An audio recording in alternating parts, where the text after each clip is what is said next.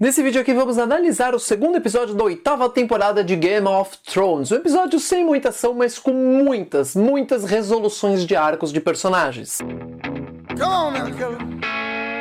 E a gente já começa o episódio com a cena do teaser, né? Com o Jaime em frente ao conselho de Winterfell. Todos ali sentados meio que acusando ele. Me lembra da última vez que a gente viu alguma coisa similar, que foi com o Mindinho, vocês estão lembrados, né? E a Daenerys fala muito mais coisas do que ela falou no trailer. Coisas bem terríveis contra o regicida. Parece que a situação não tá nem um pouco boa pra ele, né? E a Daenerys fala, parece que sua irmã mentiu para mim. E ele retruca, ela mentiu pra mim também. E ele conta toda a verdade para a Daenerys, que não vai ter apoio nenhum e que muito pelo contrário, né? A Cersei só tá esperando a luta dos vivos contra os mortos terminar. E aí ela vai lá e mata o que sobrou do exército dos vivos. Ou simplesmente acaba com o exército dos mortos se eles forem vencedores. Agora, o que a Cersei não entende é que justamente que se o exército dos mortos vencer, eles meio que vão assimilar o exército dos vivos. Ou seja, vai ser um número assim absurdo do exército dos mortos e a Cersei não vai conseguir lutar contra ninguém. Inclusive vai ser um número muito superior que a Golden Company que a Cersei contratou. Ou seja, né, ela devia planejar melhor. E a Sansa lembra que o Jaime atacou o pai dela nas ruas. E foi uma das minhas cenas de lutas favoritas da primeira temporada. Pena que foi interrompida. E que cena do Bran Stark falando as coisas que fazemos por amor. Exatamente o que o Jaime falou quando tacou ele pela janela, né? E o Jaime se lembra, tanto que o olhar que ele dá pro Bran é tipo assim, mano, se você falar isso,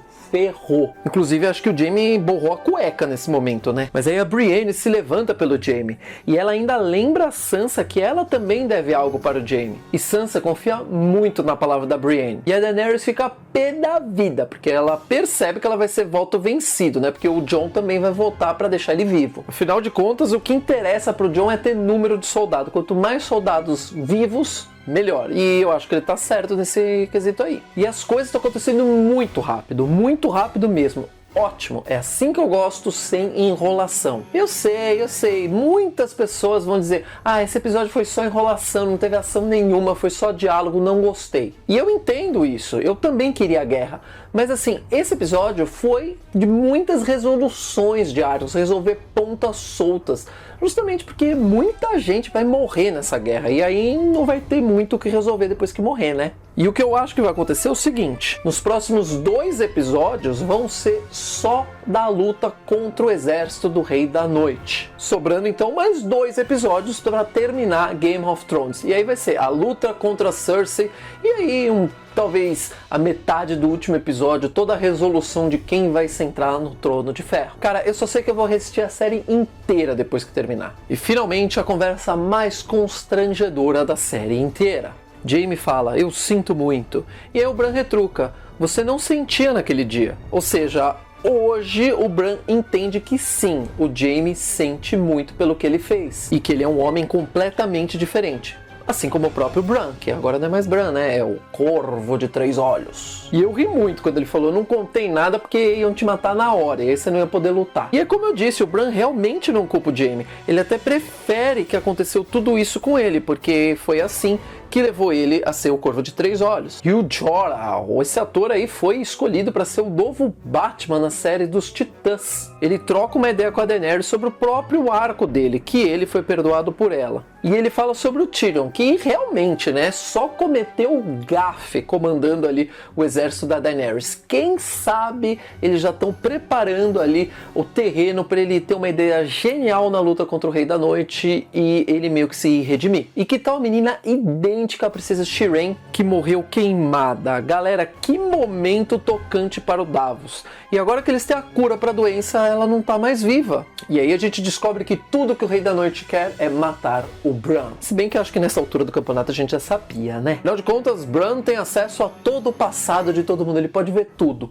Inclusive o passado do Rei da Noite. E todo aquele papo que o Sam conta ali, que as memórias é que fazem a gente ser humanos, as lembranças, enfim. Isso me lembrou muito de um filme chamado Blade Runner. Se você assistiu, você já tá ligado o porquê. E aparecem os ferreiros trabalhando. Os caras devem estar trabalhando sem parar, 24 horas por dia. Afinal de contas, todas as armas precisa ser Dragon Glass, senão não serve de nada. E aí vemos novamente Gendry e Arya. Será que eles estão provocando a gente com Azor Ahai e Nissa Nissa? Porque na história dos livros, Azor Ahai é um guerreiro que forjou a sua primeira espada por 30 dias e 30 noites para lutar contra os caminhantes brancos. Então, o cara já é ferreiro. E aí ele tem a sua última espada, a Luminífera, que para criar ela, ele precisou matar a sua esposa Nissa Nissa e banhar a espada com o sangue dela.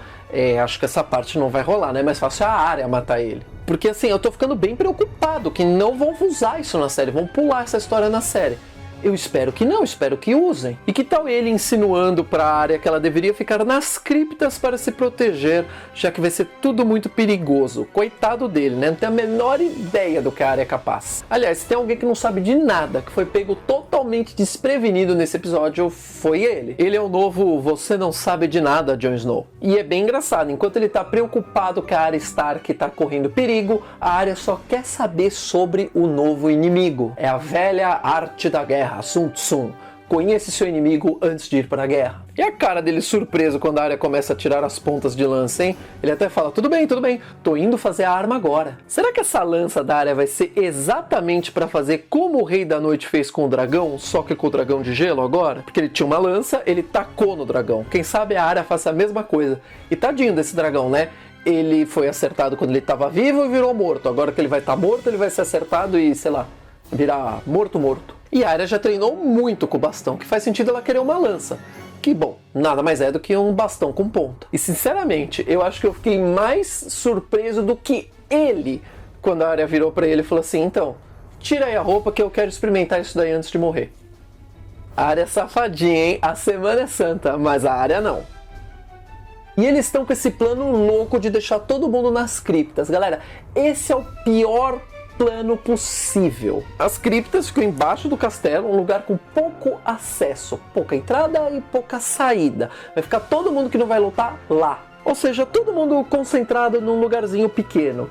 Pensa se entra um caminhante branco e transforma um em zumbi, vai transformar todo mundo em zumbi. E aí quem estiver lutando vai ter que lutar para proteger o castelo de quem tá lá fora e para lutar com quem tá lá dentro também virando zumbi. Em outra cena a gente vê o Jaime e o Tyrion sentados para tomar um drink e a galera vai se juntando ao lado da fogueira. E a melhor parte foi o Truman, né, dizendo que matou um gigante quando ele tinha só 10 anos, Davi e Golias. E aí ele fala que a mulher do gigante adotou ele e fez ele mamar.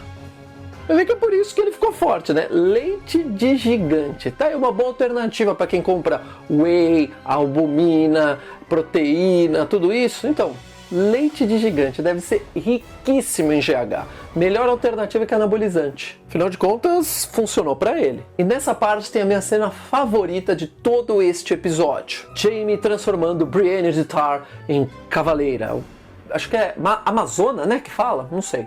O problema é o seguinte, ela realizou o sonho da vida dela. Mesmo que ela disse que não era o sonho da vida dela, bom, a gente sabe que era sim. Ela sempre lutou para se provar que era mais forte, mais honrada e mais capaz do que qualquer cavaleiro homem. O único problema é, agora que ela conseguiu realizar tudo isso, bom, a gente meio que já sabe que ela vai morrer, né? Que ela cumpriu o seu ciclo de personagem. Ou seja, infelizmente ela não vai sobreviver. Não dá pra ser feliz em Game of Thrones. Se você tá feliz, é porque você vai morrer. Ainda mais antes da batalha contra o exército do Rei da Noite. Uma pena, né? Porque eu adoro ela. Uma das minhas personagens prediletas desde que ela apareceu. E eu adivinhei bem que o Sam ia dar espada para o Jorah. Um aço valeriano para um dos melhores guerreiros dos 7 reinos. E aí o episódio termina com Jon olhando para Lyanna Stark. E Daenerys Targaryen chega e Jon começa a contar a real história de sua linhagem. Meu nome é Aegon Targaryen. Foi a primeira vez que ele fala o nome real dele. E Daenerys fica incrédula no momento.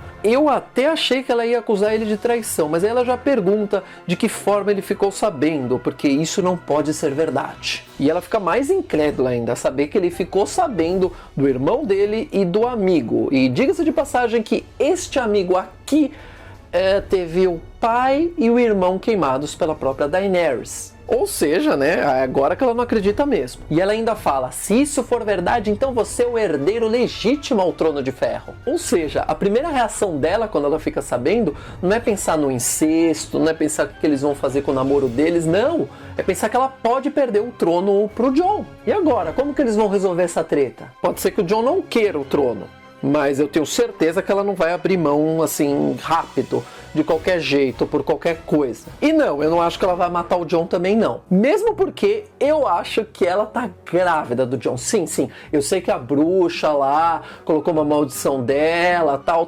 Mas talvez pelo fator consanguíneo ele tenha conseguido reverter aí essa situação.